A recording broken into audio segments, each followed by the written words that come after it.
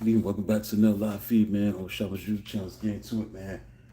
Top 50 underrated classic albums. We go. We're gonna get into it right now with continuation of the countdown. We're gonna resume with number 35. Boogie Down Productions, Edutainment, Job Records.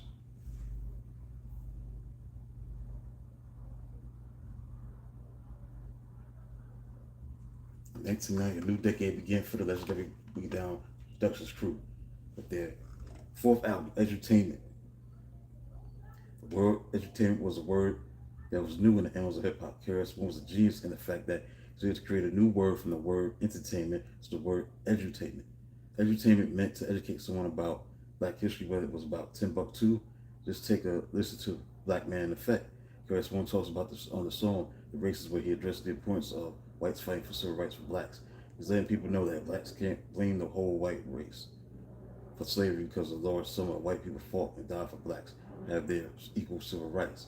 He speaks out about homelessness, racism, police brutality, materialism, such as the lead single, Love Is Gonna Get You, Material Love, where he talks about the dangers of scheming and carrying on for loving a car, girls, or gold chains. But Beef was a song that addressed the dangers of eating meat, which KRS felt that beef was a poisonous product.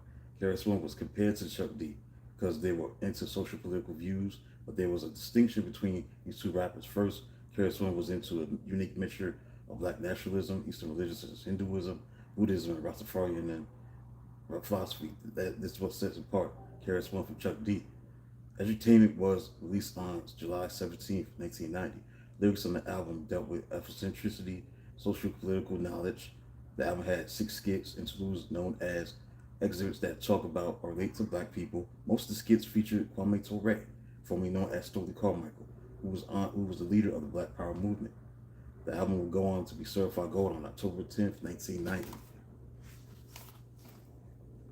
So let's get into why this album was underrated even more. It balanced KRS-One's social political teachings with irresistible hip-hop, reggae-infused beats. It served as a brilliant bridge between early BDP, grit, and conscious rap, despite being overshadowed by the era's emerging gangster rap.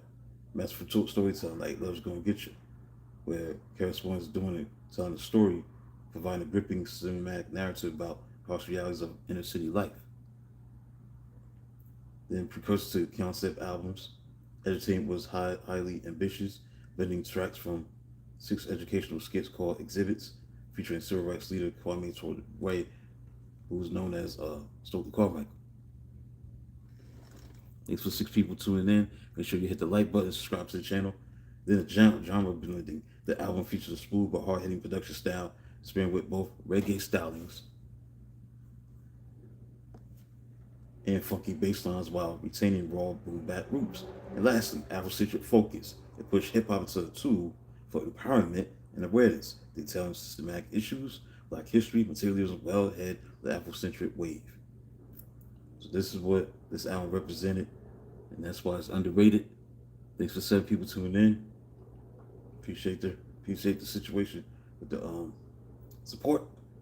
That's all I gotta say, man. That's it, man. I'm done. Be back at 8:30 with another one. Be the last live stream of today. So it'll be number 34, 34th underrated classic album, hip hop history. According to the book that I did a decade ago. Here it is. So till then, talk to you at 8:30.